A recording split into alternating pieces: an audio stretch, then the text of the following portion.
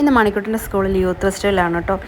അപ്പോൾ fancy dress കോമ്പറ്റീഷന് വീട്ടിൽ നിന്ന് തന്നെ ഞങ്ങൾ ചെറിയ റിഹേഴ്സലൊക്കെ കഴിഞ്ഞ് റെഡിയായിട്ട് സ്കൂളിലോട്ട് പോയിക്കൊണ്ടിരിക്കുകയാണ്.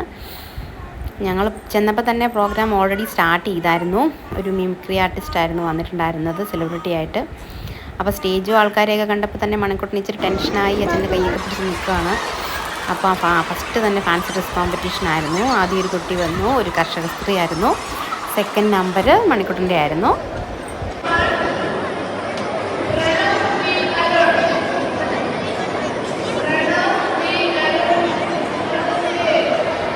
ഞാൻ ഓടിക്കൊണ്ടുവന്ന് പതാകയൊക്കെ സ്റ്റേജിൽ വെച്ച് കൊടുക്കുന്നുണ്ട്.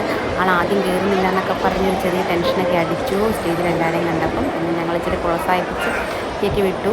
എന്തായാലും പറഞ്ഞു കൊടുത്തപ്പോൾ തന്നെ നല്ല സ്റ്റൈലായിട്ടൊക്കെ ചെയ്തു. സല്യൂട്ട് അടിച്ചു, ഗണ്ണ് വെച്ച് എയിം ചെയ്തു, പിന്നെ പതാകയൊക്കെ വീശി. ഇടയ്ക്ക് എന്നെ നോക്കുന്നുണ്ട്. എന്തായാലും സ്റ്റേജിൽ നടക്ക് തന്നെ നല്ലപോലെ തന്നെ പെർഫോം ചെയ്തു.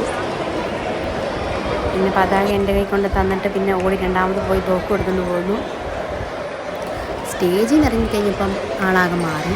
പിന്നെ ഇറങ്ങി വരുന്നു, കൂട്ടുകാരെ കൈ കാണിക്കുന്നു, പട്ടാളത്തിൻ്റെ വേഷത്തിൽ ഭയങ്കര ഷോ ഓഫൊക്കെ നടത്തി അങ്ങോട്ടും ഇങ്ങോട്ടും നടക്കുന്നു, ഫ്രണ്ട്സിനെ എല്ലാം ഹായ് കാണിക്കുന്നു. പിന്നെ ഒരുപാട് കുട്ടികളുടെ ഉണ്ടായിരുന്നു, എല്ലാ കുട്ടികളുടെയൊന്നും വീഡിയോ എടുക്കാൻ പറ്റിയില്ല.